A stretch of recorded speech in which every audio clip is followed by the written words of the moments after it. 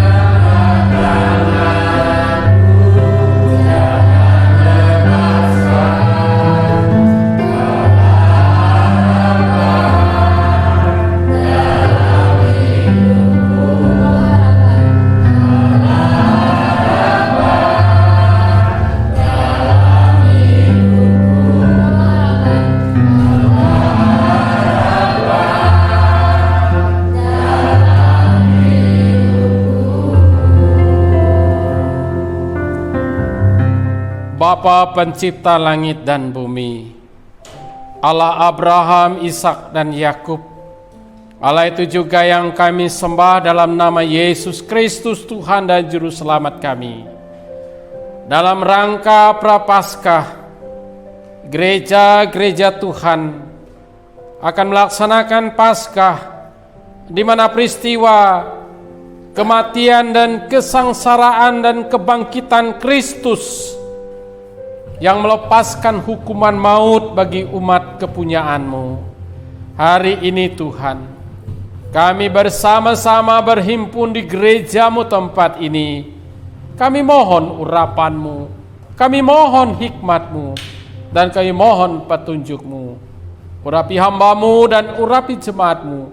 Berikan kami perhatian dan konsentrasi untuk mendengar sabda-Mu. Bersabdalah Tuhan, kami siap. Dalam nama Yesus kami mohon hikmat, petunjuk dan urapan Tuhan. Amin.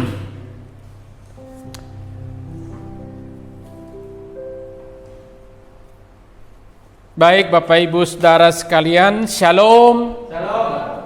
Puji Tuhan, kita semuanya sehat karena anugerah kasih setia Tuhan yang melampaui segala akal.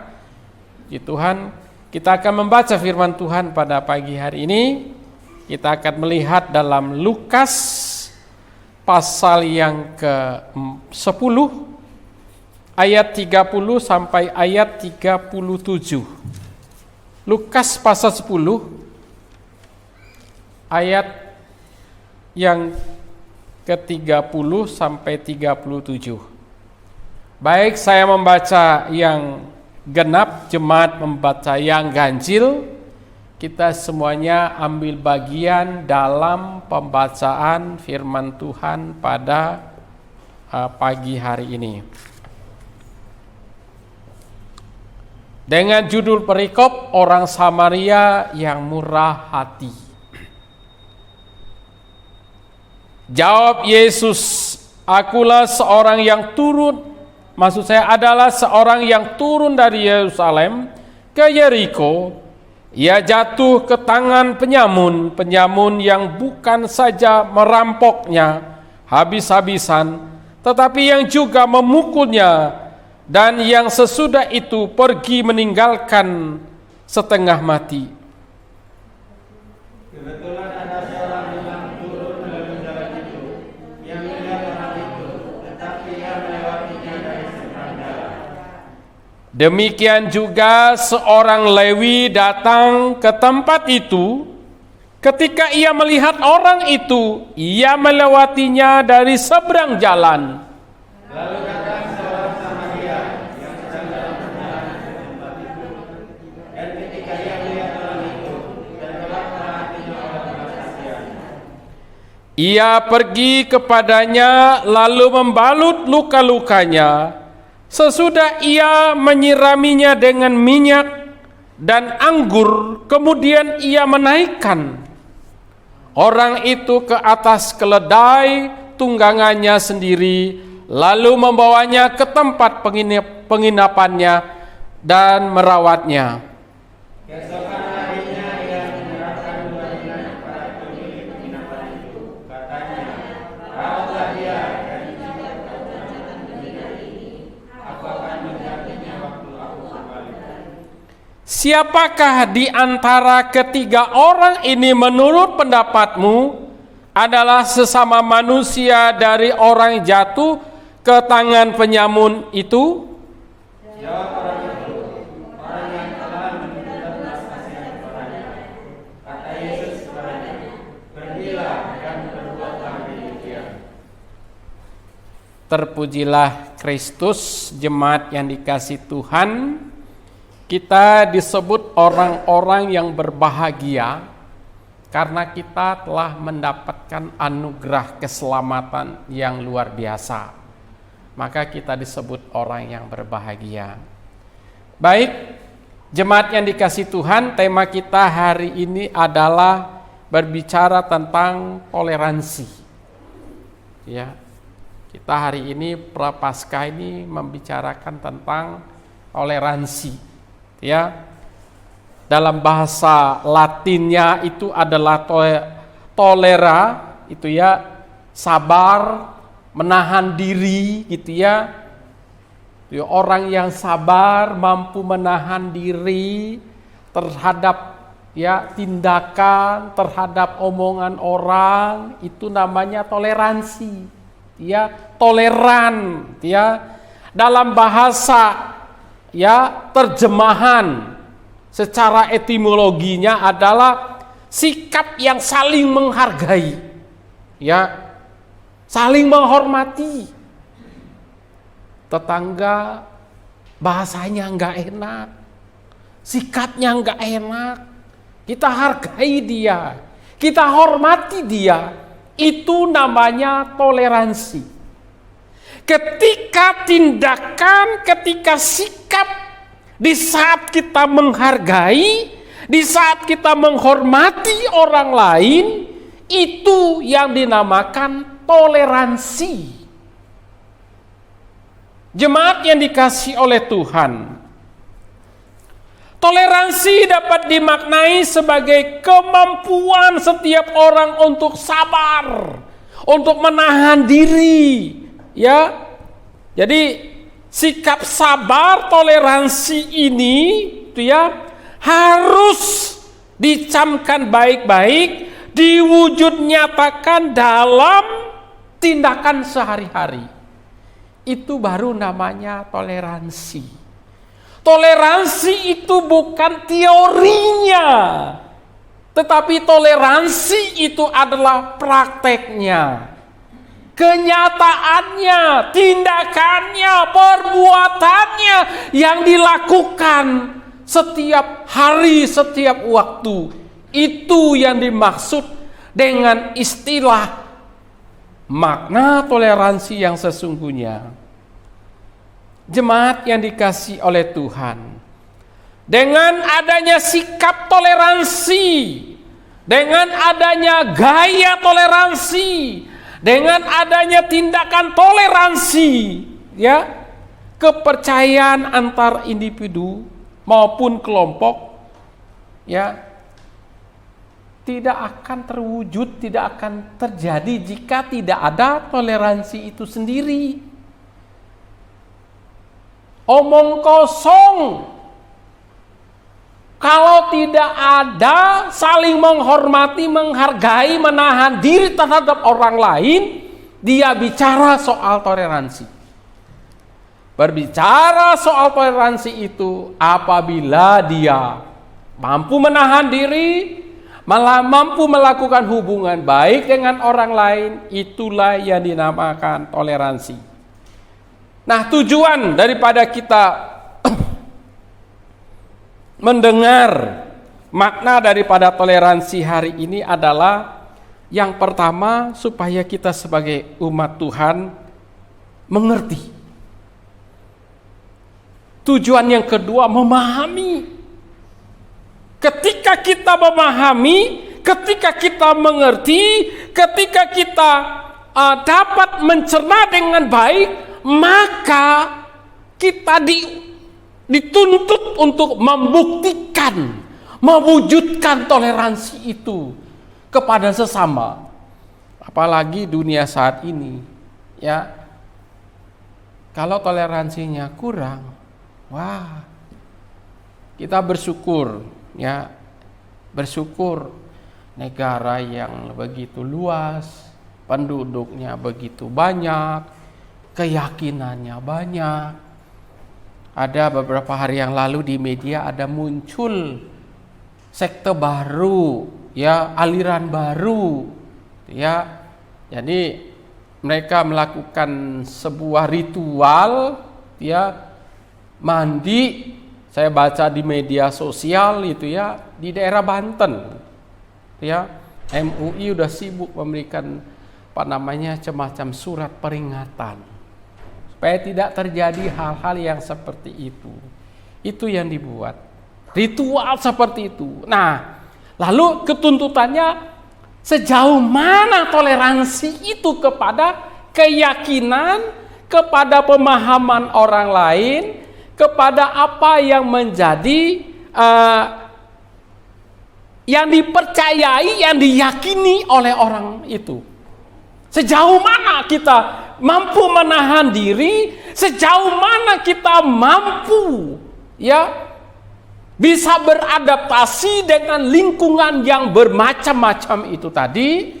Ketika kita mampu, ketika kita siap, maka kita disebut orang-orang yang mampu bertoleransi. Nah, hari ini kita ingin melihat. Tadi kita sudah menjelaskan tujuan, tujuan kita dituntut untuk membuktikan toleransi itu sendiri. Nah, dari pembacaan ini ada beberapa figur, ada beberapa contoh yang menjadikan dan yang mampu membuktikan dan yang mampu mewujudkan bahwa toleransi itu betul-betul dirasakan. Bapak Ibu yang dikasih Tuhan, tempat saya mengajar minggu kemarin itu siswa ujian praktek. Saya dikhotbahkan oleh siswa sebanyak 23 siswa. Jadi ujian praktek itu khotbah. Saya dengar, nggak ada guru lain.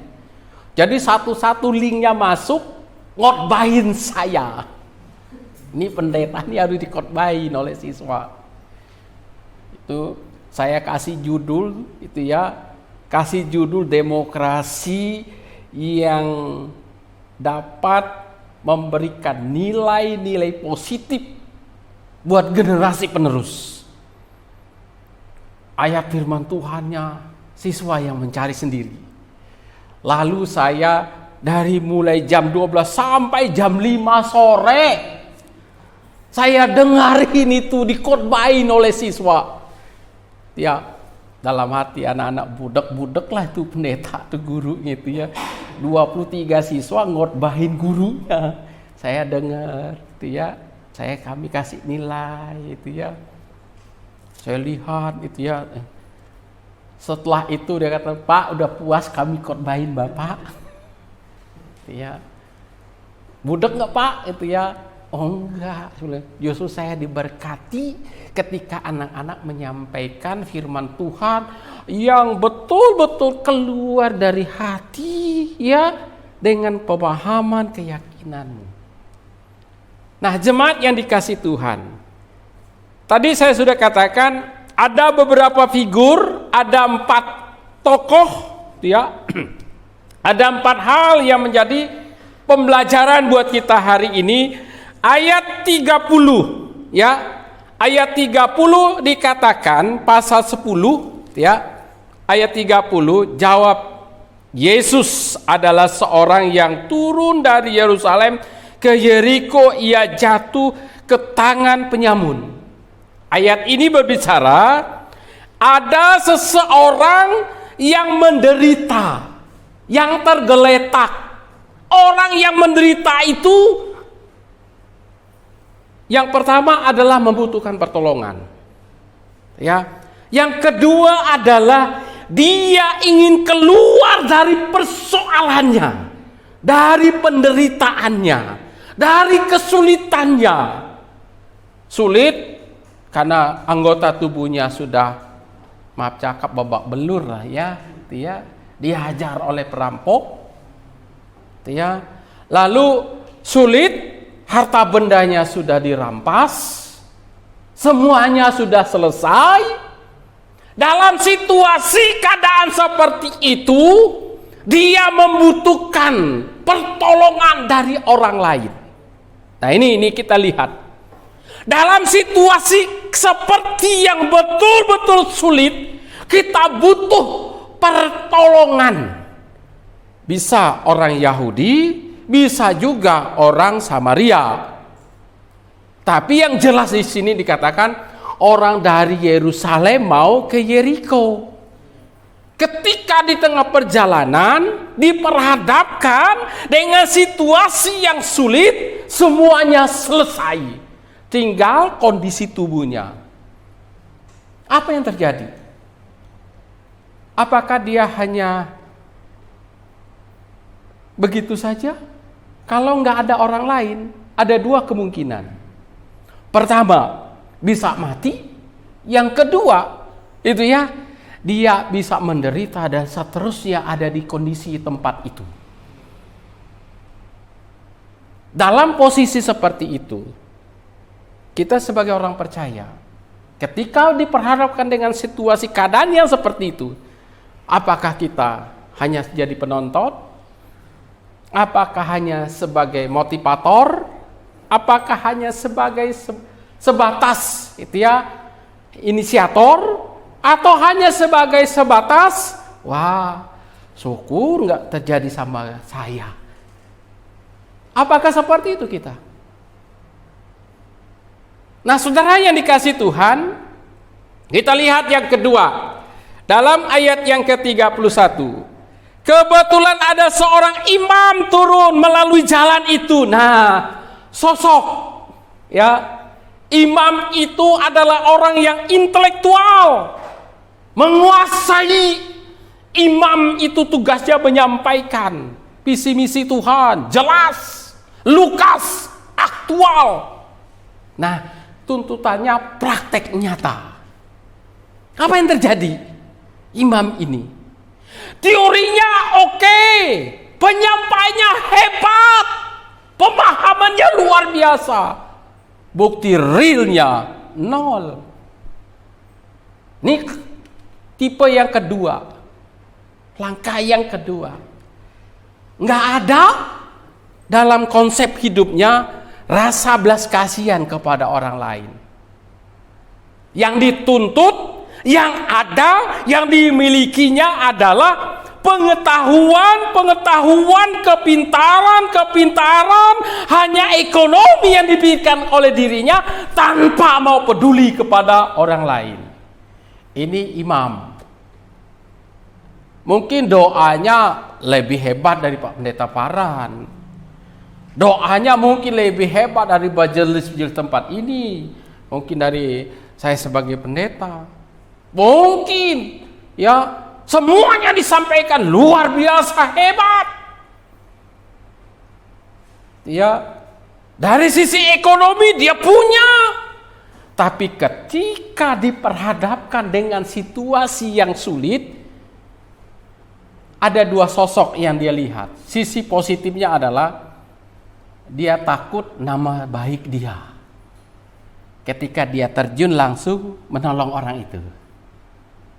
Yang kedua, dia takut dompetnya berkurang nilainya ketika menolong orang. Nah, ini seringkali terjadi. Ya. Tapi saya percaya jemaat tempat ini tidak ada yang pola yang seperti itu. Ya. Lalu kita lanjut ke pola yang kedua atau yang ketiga adalah demikian juga seorang Lewi datang lewat di tempat itu. Ketika ia melihat orang yang dalam kesulitan, dalam penderitaan, seharusnya dia menolong. Tapi apa terjadi? Dia lewati juga. Lewi kan tugasnya di bait Allah, melayani Tuhan luar biasa, dipakai Tuhan luar biasa di bait Allah. Ya. Prakteknya nggak ada. Sekarang dalam saat saya merenungkan, waduh, luar biasa ini. Jangan sampai saya, ya, ini saya cuma hanya khotbah doang gitu. Tapi ketika lihat itu, waduh, jangan sampai itu terjadi. Ya, jadi itu pergumulan sebagai pendeta, sebagai guru agama itu ya, itu sebagai pelayan Tuhan, majelis itu ya. Jangan sampai kita hanya dicap majelis, dicap hamba Tuhan, dicap guru agama, tetapi tidak turun langsung, gitu ya. Ketika diperhadapkan, ya Allah, itu ya, cuman gitu doang. Cuman batas ya kasihan sama dia, aduh kasihan. Cuman batas kasihan doang. Yang dibutuhkan bukan kasihannya, tindakannya yang dibutuhkan. Orang Lewi saat dia lewat, dalam hati ya, kasihan juga tuh orang. Aduh, menderita tuh dia. Mau ditolong, takut pamornya turun. Kan takut pamornya, langsung turun itu. Itu. Mungkin ayat ini seringkali dikhotbahkan oleh Pak Pendeta Farhan atau pendeta-pendeta lain. Tapi hari ini Tuhan ingatkan kita kembali. Sejauh mana sikap apa yang harus kita perlihatkan, yang harus kita perbuat? Apakah kita seperti imam? Apakah kita seperti orang Lewi, hanya menguasai firman Tuhan, hanya paham betul firman Tuhan, tapi tidak mau mewujudkan firman Tuhan itu, tidak mempraktekkan firman Tuhan itu dalam hidup sehari-hari?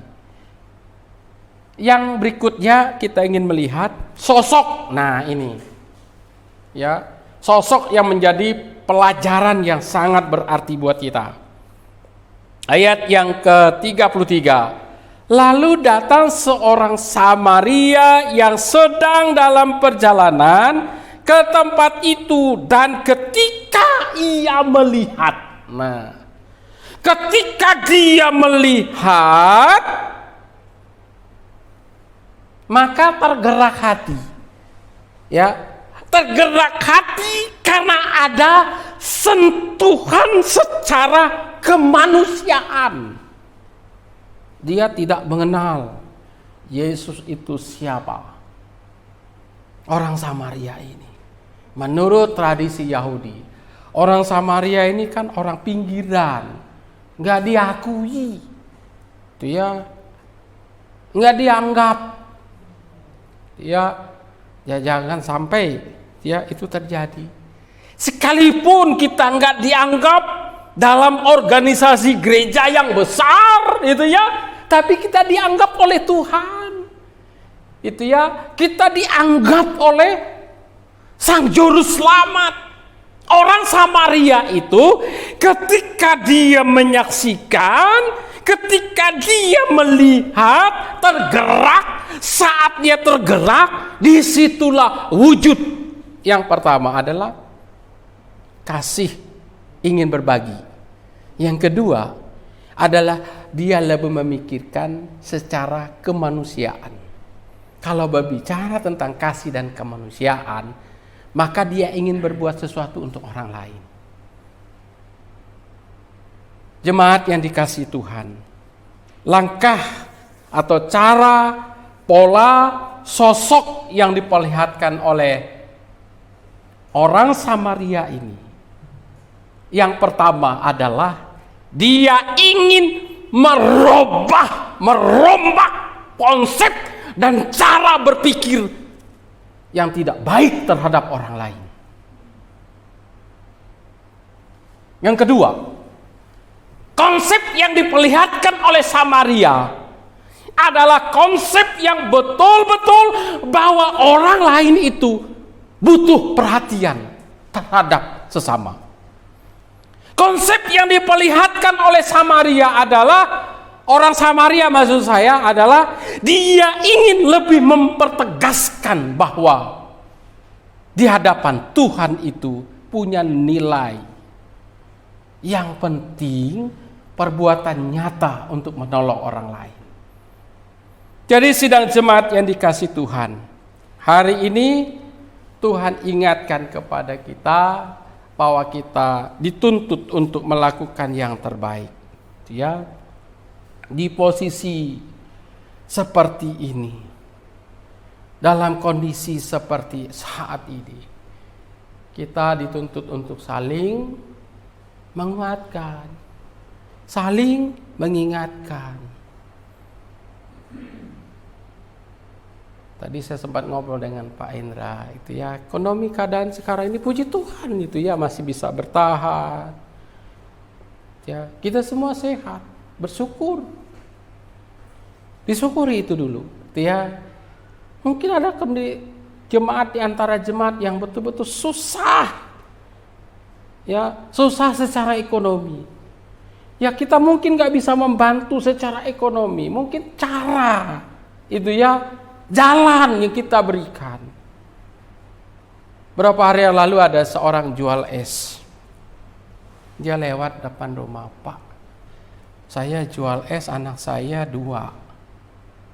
Kira-kira ada jalan nggak, Pak? Saya hidup susah. Jadi untuk kebutuhan anak-anak saya ini, saya jual es ini. Keuntungan sehari saya dapat 20.000. Saya bilang masih bersyukur Pak, 20.000 itu Bapak bisa beli beras satu hari itu dapat 2 liter, saya bilang gitu. Nah untuk sehari udah cukup. Ya Bapak berdoa sesuai dengan iman Bapak, keyakinan Bapak, supaya ada jalan. Ya nanti saya kalau memang ada, besok kan Bapak lewat lagi di sini. Nanti saya akan sampaikan. Betulan sore ada seseorang butuh satpam. Dia bilang, Pak Johan, ada kenal orang nggak? Saya lagi butuh satpam. Oh ya ada, kebetulan ini. Besok sebelah itu saya akan ngomong. Ya. Nah lalu paginya Bapak itu datang lagi. Ya, karena ngajar ada online gitu ya. Dia lewat lagi, Pak. Kemarin saya ngobrol sama seseorang, gitu ya. Dia butuh satpam. Anak Bapak laki-laki atau perempuan? Kemarin kita nggak ngobrol. Kebetulan anak saya laki-laki Pak. Puji Tuhan. Nah gitu. Lalu saya bilang, Bapak bawa anak Bapak, ya besok atau sore nanti, gitu ya. Temui itu orang, karena dia butuh satpam. Tapi dengan catatan, anak Bapak harus disiplin, harus jujur, saya bilang gitu. Itu aja pesan saya. Benar dilakoni, sore dia bawa anaknya. Puji Tuhan, keterima. Ya luar biasa kan. Dapat jalan. Itu kan nambah penghasilan. Jadi nggak kesulitan lagi. Ya saya kadang-kadang saya nggak bisa membantu apa-apa. Cuma beli es, kan anak saya kepingin makan es. Hanya 2.000 perak. Es apa namanya itu yang bulat itu? Es lilin gitu ya. Anak saya bilang udah lama nggak pernah makan es, ini kita coba Pak. Itu ya. Boleh lagi itu kita coba makan es. Itu ya. Nah jadi Bapak Ibu Saudara yang dikasih oleh Tuhan, ya penerapannya dalam konsep hidup kita sehari-hari. Ya. Apa yang harus kita buat? Ketika menyaksikan, ketika melihat situasi dan keadaan ekonomi saudara-saudara kita, ya, kita dituntut untuk berbuat dengan tulus. Berbuat dengan ketulusan hati, dengan apa yang bisa kita buat, bukan hanya sekedar seperti imam, seperti orang Lewi, itu ya. Mari kita belajar seperti orang Samaria. Ya, kalau kita baca terakhir tadi dalam pembacaan ini, sampai tuntas itu bantu orang. Udah sampai sembuh, diberikan lagi untuk biaya hidupnya. Kan luar biasa pembantuan seperti itu. Sampai dia katakan sudah diurus ini, diobati, dia katakan dia akan kembali lagi. Artinya bahwa menolong itu harus sampai tuntas. Jika kita punya hati, jika kita punya pemahaman, jika kita punya kesempatan, gitu ya. Mari Bapak Ibu Saudara yang dikasih Tuhan, lakukan yang terbaik. Ketika kita melayani Tuhan di gereja, di KRI Epiphania, lakukanlah dengan tuntas. Lakukanlah dengan ketulusan hati. Jangan setengah-setengah hati. Mari kita belajar seperti orang Samaria. Dia tuntas melakukan segala sesuatu. Sampai selesai, sampai berakhirnya. Sampai orang itu bisa berkata, puji Tuhan ada orang baik yang bisa menolong. Ada orang yang berkata, puji Tuhan lalu GKRI Epiphania ada yang bisa membantu. Bukan hanya sekedar doa, bukan hanya sekedar kita berikan sesuatu, tetapi ada tindakan untuk mengingatkan, untuk mendorong supaya dia semakin dekat dan dekat dengan Tuhan dan berjuang untuk kehidupan ke depan. Itu yang Tuhan mau, itu yang Tuhan inginkan kepada kita. Kesimpulannya adalah Tuhan mau dalam rangka Prapaskah ini kita dituntut untuk mewujudkan sikap toleransi itu kepada semua orang, karena Tuhan datang ke dalam dunia Dia menderita sengsara di atas kayu salib. Tujuannya adalah untuk membebaskan, untuk melengkapi manusia dari hukuman maut. Ya, sehingga suasana sukacita, pelepasan yang dialami, yang dirasakan oleh jemaat Tuhan, oleh umat Tuhan, harus menjadi bagian dan kita dapat berbagi kepada banyak orang. Kiranya firman Tuhan pada pagi hari ini memberikan pemahaman yang baru. Tuhan memberkati. Amin. Kita berdoa.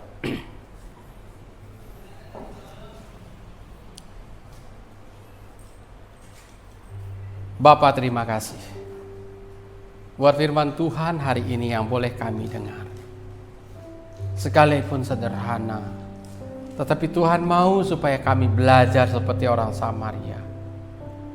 Bukan sekedar yang kami buat, tapi Tuhan mau supaya kami melakukan baik pelayanan, baik pekerjaan sampai tuntas, sampai berakhir, sampai orang lain mengatakan bahwa melalui gereja, melalui kehadiran umat Tuhan, nama-Mu dimuliakan. Terima kasih Tuhan. Hamba berdoa buat Pendeta Farhan sekeluarga dalam melayani Tuhan di tengah-tengah situasi pandemik ini. Kiranya Tuhan beri hikmat, wibawa, kesehatan, kemenangan, sukacita buat keluarga beliau dalam menjalankan visi misi gereja Tuhan melalui GKRI Epifania ini, sehingga nama-Mu dimuliakan melalui pelayanannya dan seluruh tim majelis yang terlibat dalam pelayanannya. Kau urapi, Kau berkati dalam pekerjaan masing-masing. Setiap komisi, baik komisi pemuda, remaja, anak-anak, kiranya Tuhan tolong mampukan, berikan mereka semangat, sukacita sorgawi. Terima kasih banyak Bapa. Hamba berdoa buat jemaat-Mu yang dalam keadaan sehat, yang sakit, kiranya Tuhan pulihkan, Tuhan sembuhkan dalam nama Yesus. Yang dalam keadaan kesusahan, masalah ekonomi, Tuhan berikan jalan keluar melalui sesama anak Tuhan, sehingga dia mendapatkan jalan keluar yang Tuhan tunjukkan melalui pekerjaan usaha yang dikembangkan. Tuhan berkati urapi, bukakan jalan. Tidak mustahil bagimu ya Bapa, ketika kami hanya bersandar, berharap, dan penyerahan hidup secara sungguh-sungguh, secara totalitas kepada Tuhan. Dengan ketulusan disiplin hidup, kami percaya kuasa dan mujizat Tuhan terjadi atas kami. Terpuji nama Tuhan kekal selamanya. Berkati lingkungan gereja GKRI Epifania ini Bapa, baik RT RW, Engkau berkati urapi mereka agar gereja-Mu tetap eksis di dalam memberitakan kebenaran Allah. Melalui gereja ini nama Tuhan dimuliakan. Melalui gereja ini kesaksian hidup, pelayan-pelayan Tuhan dipakai Tuhan luar biasa untuk menyampaikan kabar baik kepada banyak orang. Terima kasih banyak Bapa. Inilah hidup kami. Di dalam nama Tuhan Yesus kami mengucap syukur, mohon hikmat dan pertolongan Tuhan. Amin.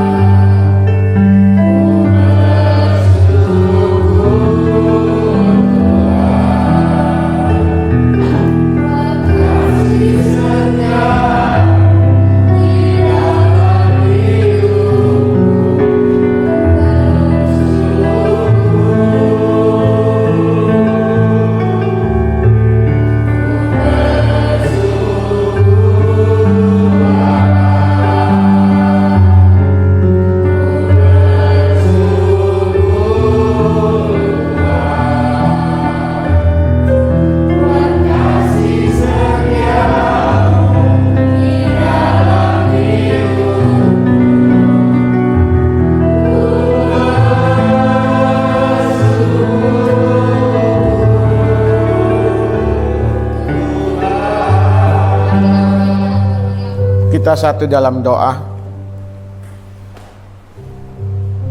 Bapa di sorga yang juga hadir di tengah-tengah kami pada pagi menjelang siang ini, kami berterima kasih kepada Tuhan, di mana kami boleh selalu dipelihara, dijaga, dilindungi Tuhan. Kami ada dalam kesehatan yang prima sehingga memungkinkan kami datang di dalam ibadah ini. Kami bersyukur Tuhan juga untuk rangkaian ibadah dari awal, pertengahan hingga akan berakhirnya ini dapat berjalan dengan baik. Terima kasih untuk setiap pelayan Tuhan yang melayani hari ini ada dalam pengurapan Tuhan. Lebih lagi kami bersyukur untuk kebenaran firman-Mu yang telah disampaikan kepada setiap kami. Biarlah kami memiliki hati yang mudah disentuh dan tersentuh dengan hikmat bijaksana dari Tuhan terhadap orang-orang yang ada di sekitar kami atau di mana saja yang memerlukan pertolongan, perhatian penuh. Biarlah kami seperti orang Samaria, sehingga kami menjadi pelaku-pelaku daripada firman Tuhan yang sesungguhnya. Berkati hamba-Mu Pendeta Johan di tengah-tengah pelayanannya, di tengah-tengah pekerjaannya selaku guru, dan juga di tengah-tengah keluarganya selaku kepala rumah tangga. Berkati setiap yang sudah ambil bagian dalam pelayanan.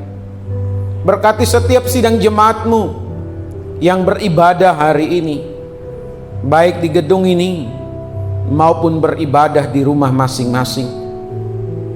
Tidak mudah kami menjaga memelihara iman di masa pandemi ini.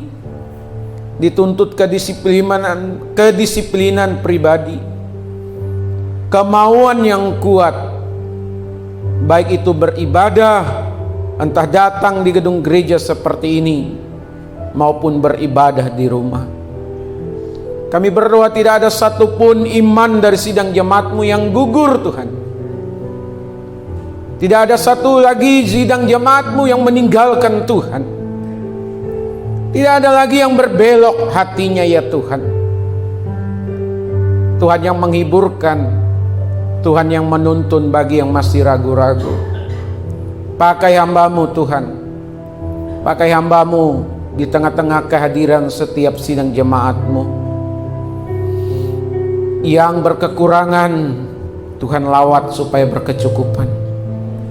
Yang ada dalam sakit penyakit Tuhan jamah, Tuhan beri penghiburan, kekuatan dan kesembuhan. Yang punya beban berat yang kami tidak tahu, yang tidak diungkapkan kepada kami, tetapi mereka ungkapkan kepada Tuhan. Ya Tuhan, lawat mereka. Dengar segala seru doa mereka ya Tuhan. Demikian juga yang menginginkan atau mencita-citakan sesuatu sebulan 2 bulan ini atau bahkan sepanjang tahun ini, apa yang dicita-citakan diberkati Tuhan, terwujud. Mereka akhirnya boleh bersaksi betapa Tuhan memperhatikan kehidupan mereka ya Bapa.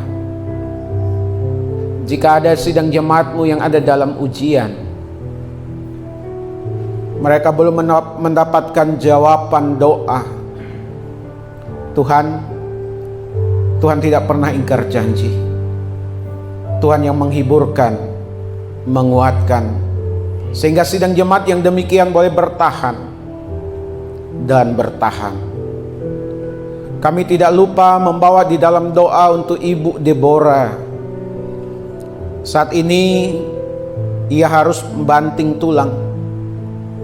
Ia harus menghidupi kedua anaknya. Yang satu masih anak-anak, yang satu sudah beranjak remaja. Kami berdoa bersama-sama, dengar keluhan, tangisan, permohonan Ibu Deborah ya Bapa. Di dalam nama Tuhan Yesus, di dalam nama Tuhan Yesus, suaminya yang ada di daerah tergerak hati, dibuka mata hati rohaninya, sehingga ia punya tanggung jawab terhadap istri dan anaknya. Di dalam nama Tuhan Yesus, buat dia gelisah, buat dia resah, bahwa meninggalkan istri dan anak itu adalah kesalahan yang besar. Dalam nama Yesus, kami ingin melihat Ibu Deborah kembali bersama-sama dengan suaminya, anak-anaknya bersama dengan ayah maupun dengan ibunya. Demikian juga kami berdoa untuk kami semua yang ada di tempat ini. Hiburkan kami, juga sidang jemaatmu yang di luar sana, yang ada di rumah beribadah masing-masing. Hiburkan kami, kuatkan kami, berikan optimisme kepada setiap kami, bahwa kami didampingi Tuhan di dalam mendampingi anak-anak kami, memelihara anak-anak kami, di dalam membimbing anak-anak kami. Kami punya kekurangan, punya keterbatasan Tuhan dalam banyak hal, tapi Tuhan hadir di tengah-tengah kami, supaya anak-anak kami nanti, anak-anak sidang jemaatmu, anak-anak yang unggul, anak-anak yang perkasa, anak-anak yang diberkati Tuhan, yang sungguh-sungguh hormat, perhatian, peduli kepada orang tuanya. Terima kasih Tuhan Yesus untuk orang tua yang sudah usia lanjut. Biarlah menjadi pendoa-pendoa syafaat bagi anak cucu menantunya, menjadi pendoa syafaat bagi kami di gereja Tuhan di tempat ini. Terima kasih. Kami rindukan ya Tuhan, apa yang dikerjakan, diusahakan oleh sidang jemaat-Mu, dibuat Tuhanlah berhasil. Diberkati Tuhan. Dan pada saat kami diberkati Tuhan, sidang jemaat-Mu diberkati Tuhan, mereka tidak lalai, mereka tidak abai kepada Tuhan, tidak menjadi orang yang sombong, yang membelakangi Tuhan, seolah-olah tanpa Tuhan, dengan keberhasilan mereka akan sanggup menjalani kehidupan ini. Kami berdoa di dalam nama Yesus, kiranya tidak ada sifat karakter yang demikian. Terima kasih Bapa. Kami berdoa untuk anak-anak kami sekali lagi, biar mereka termotivasi Tuhan, biar mereka membawa cita-cita yang besar dalam diri mereka kepada Tuhan, karena hanya bersama dengan Tuhan kami dapat meraih cita-cita kami, mimpi kami, mimpi anak-anak-Mu, anak-anak remaja pemuda di tempat ini. Terima kasih Bapa. Satukan terus kami, sekalipun kami berpisah satu terhadap yang lain, kami tetap saling mengingatkan, saling mendoakan satu terhadap yang lain. Kami teringat untuk yang berulang tahun di bulan Maret ini Tuhan. Di dalam nama Yesus, yang berulang tahun di bulan Maret ini diberkati Tuhan. Di dalam nama Tuhan Yesus, semakin dewasa, semakin bertumbuh di dalam Tuhan. Di dalam nama Tuhan Yesus, selalu ada ucapan syukur yang dinaikkan kepada Tuhan. Terima kasih banyak Bapa di sorga. Sebentar kami akan tinggalkan tempat ini untuk kembali ke rumah masing-masing, baik yang dekat yang jauh, dilindungi Tuhan. Kami terus membutuhkan perlindungan Tuhan, juga termasuk di dalamnya dari virus yang berbahaya COVID-19. Mereka yang terpapar di dalamnya, di tempat-tempat lain, anggota jemaat lain yang dirawat di rumah sakit, di rumah isolasi mandiri, diberkati Tuhan. Di dalam nama Yesus kami berdoa dan bersyukur. Mari kita bersama-sama mengucapkan doa Bapa kami. Bapa kami yang di sorga, dikuduskanlah namamu, datanglah kerajaanmu, jadilah kehendak-Mu di bumi seperti di sorga.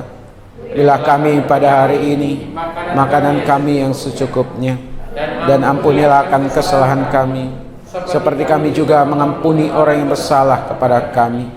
Dan janganlah membawa kami dalam pencobaan, tetapi lepaskanlah kami daripada yang jahat, karena Engkau yang punya kerajaan dan kuasa dan kemuliaan sampai selama-lamanya. Sidang jemaat milik Tuhan, kekasih-kekasih dari Tuhan Yesus, yang telah ditebusnya, di mana dia mati di atas kayu salib demi sidang jemaatnya. Arahkanlah hati dan pikiran kita, dan terimalah berkat yang daripada Allah.